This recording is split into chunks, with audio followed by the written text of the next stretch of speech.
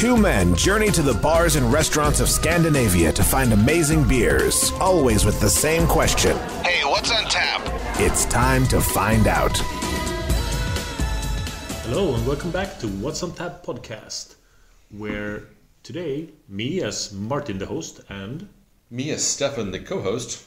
Is he the co-host now? Well, because you're hosting, so I'm the co-host. I finally made it. Yes. We're going to drink two beers. We are. That I brought. Yes. That are both from the same year. From the way back machine.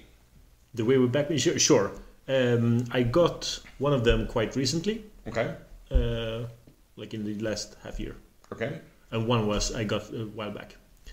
Avid listeners of the show, which one will we start with? Let's start with the big bottle. Okay.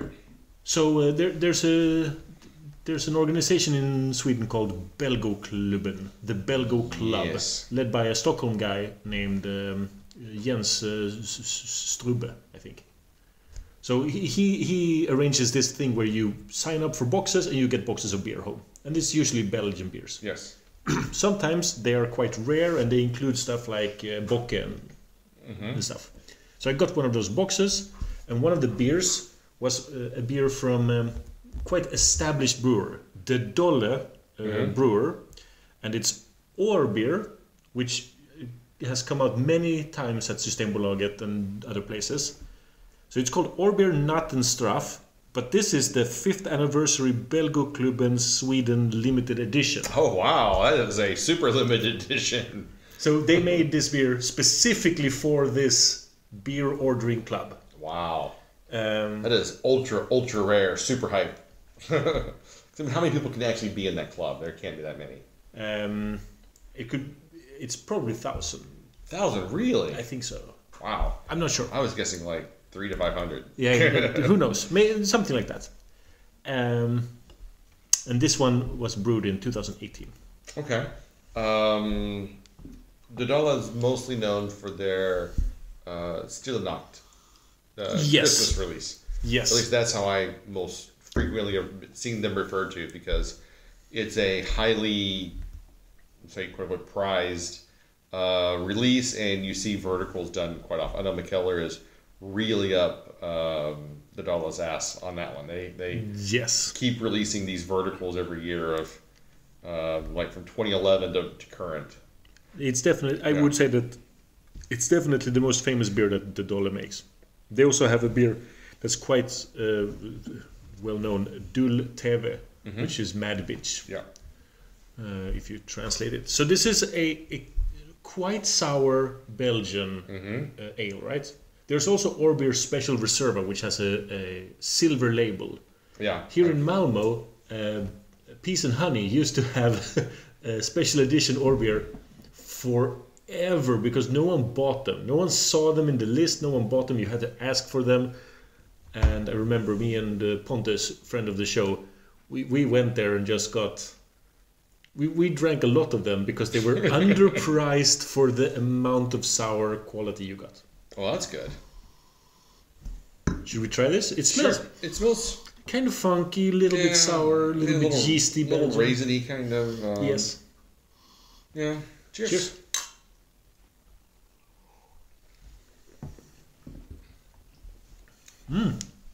Immediately my sides. Really?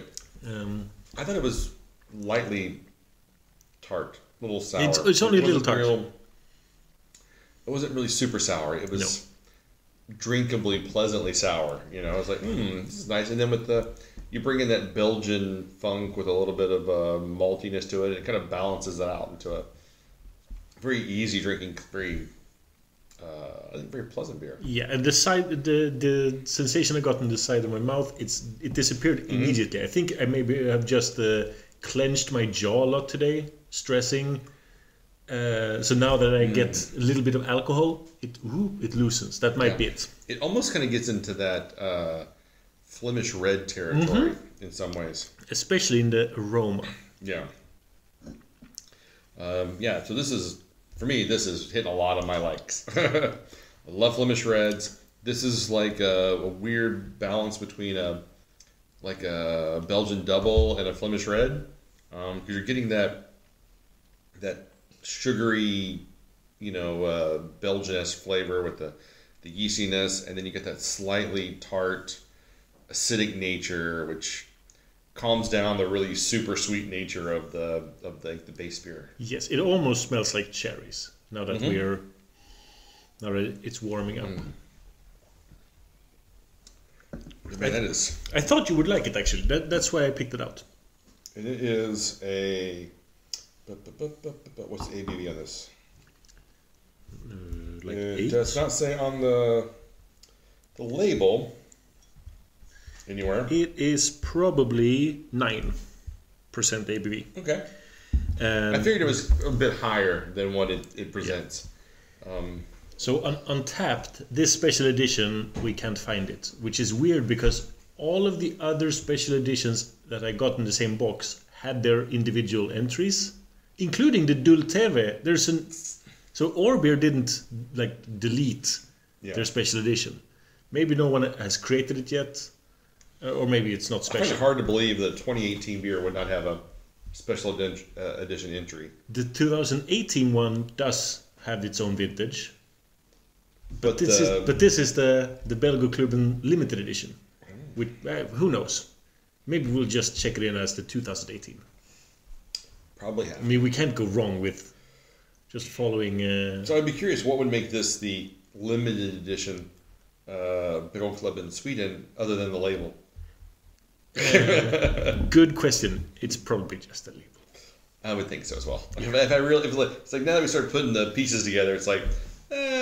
but the limited edition part is just that little icon in the bottom corner that says it's the limited edition.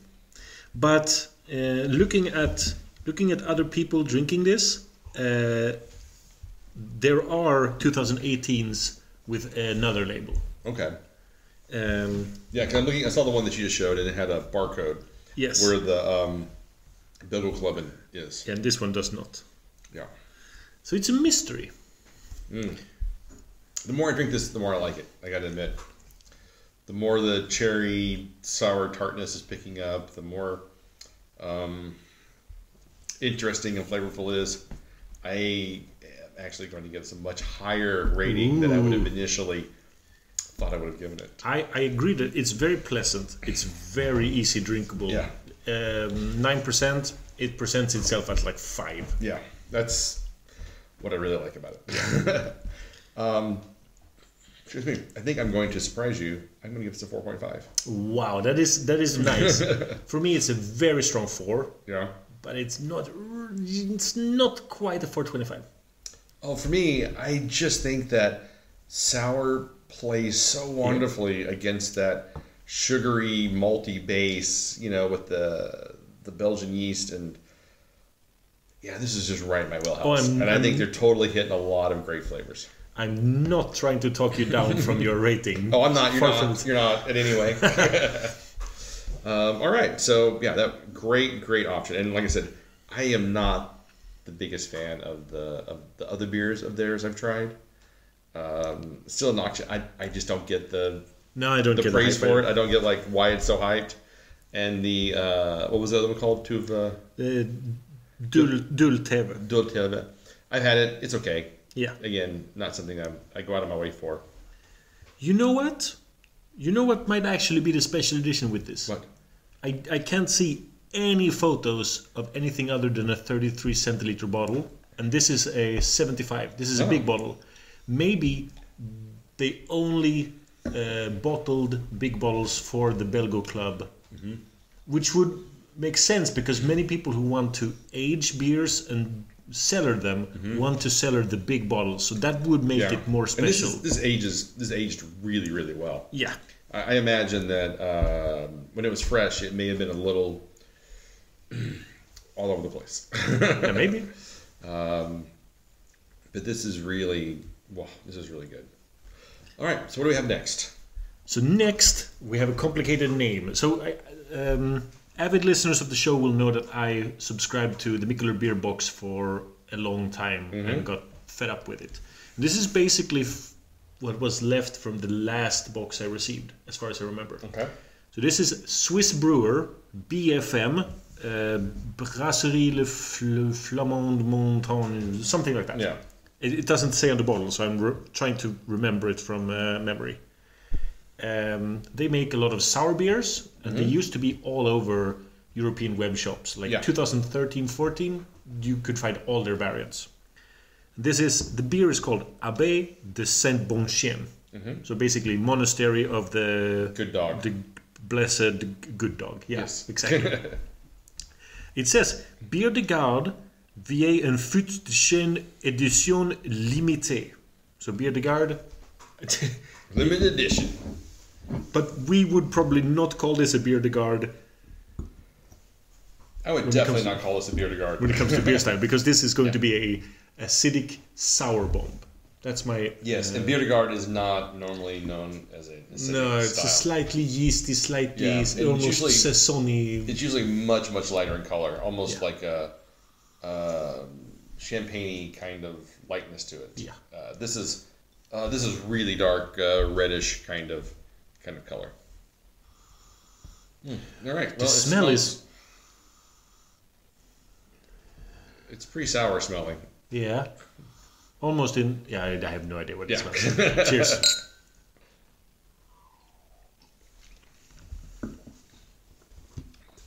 Oof. That. It's almost paint thinner. Well, that is a pucker bomb. That one really catches in the back of the throat. What's interesting is these both come from 2018. The Oerbier, really carbonated, really nice. This is super flat, Yeah. and that carbonation, I think, keeps it from being like light and playful and enjoyable, which is what I think the first beer really had in spades. Whoa, man, this is this really catches in the back of the throat and just like. It's quite rough on you. Wow. Yeah. It's one of those things like you start drinking, you're like, oh, that's sour, and it's like, it gets more sour. How is that possible? There are a lot of fruity berry notes, like almost black currant, definitely red currant in the aftertaste. But I'm salivating right now. Yeah. And this is 11% ABV. This is a really big beer. Yes. And I kind of feel like if I just took this and I mixed it with a little vodka and some soda water, like carbonated water, You'd have a Manhattan or it something. would be a very delicious cocktail for a summer day. To drink this on its own, man, it's intense. It's a bit of a struggle. I really wish there was carbonation to it because I think that would it would cut through some of the intense sourness and elevate the flavor profiles. For me, because this is so sour, your mind just seizes, like just locks up with like, oh, sour, and it's kind of hard to get through to any other flavors for me. For me as well. I might end up on a 375 for this one. I think you're going lower. Yeah, not much though. Initial flavor is kind of berry, little sweetness. So it kind of tricks you into thinking, oh, this isn't going to be that bad, and then it just kind of it stops and just slams you into the wall of sour. Yes. But I think overall the beer is really well made. I think it's not horrible, but it just really depends on your tolerance for sour. So I'm going to give this a 3.5. Yeah, that's pretty close to each other. I mean, I could go 3.25, but I really feel like it's a bit better than that. The beer it's a really well made beer. It's just so sour that it's hard to enjoy, kind of. We're definitely lucky to be sharing this one. Imagine sitting down, you've had a long, hard week of working. Yeah. You sit down, this is my Friday treat. You open this, and 3 sips in, you go, maybe I should just go to sleep. Yeah, I was like, I'm more stressed now. And you take another sip, it's like, oh, it's so sour. And you're just like, your whole head is just like pounding from your jaw locking up, and you're like, So relaxing. I paid too much. It's 11%. I've got to drink this.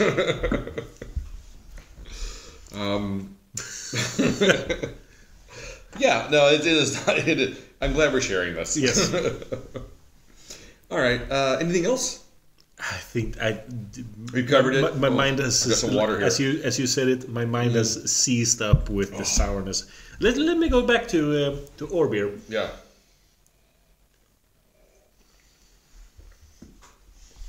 Delightful. It is. Get a little raisiness to it now. Yeah. It is a very delightful beer. Yes. All right. Well, you can find us online at what'sontappodcast.com, Instagram, Facebook, Spotify, YouTube, and wherever you can find fine quality podcast. You can find What's on Tap. Yes. So until next time. Keep drinking, you dum-dums.